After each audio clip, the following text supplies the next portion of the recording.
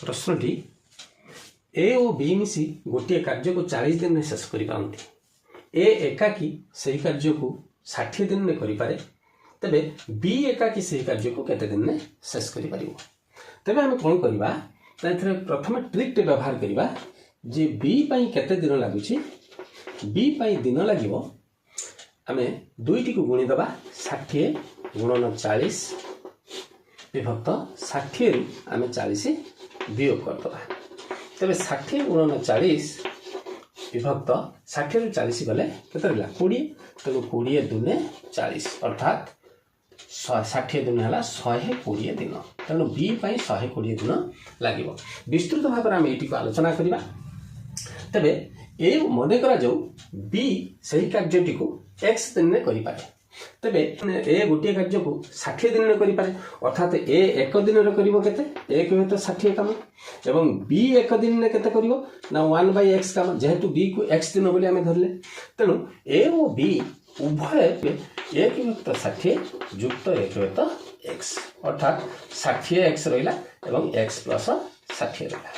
ए और बी गोटे दिन में शेष करती केते ना x प्लस 60 विभक्त 60x अंश काम शेष करती। तेरे ए और बी को केते दिन लगे ना गोटे कार्य करने हेले 1 डिवाइड बाय x प्लस 60 विभक्त 60x अर्थात ये आम कौन करवा लबटी को हर करदे हरटी को लब करदे अर्थात उत्तर आसो 60x बाई x प्लस 60।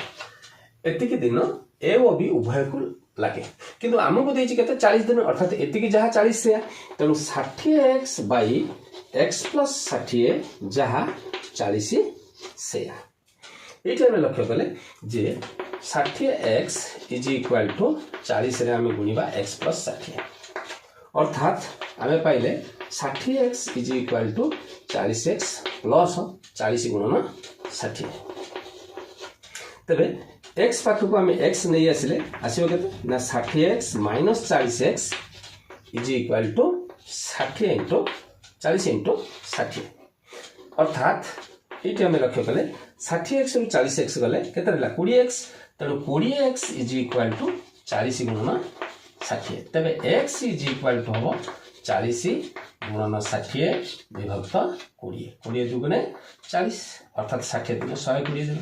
तेणु x केते ना 120 दिन अर्थात बी को उक्त कार्यटी 120 दिन लगे शेष करने। धन्यवाद।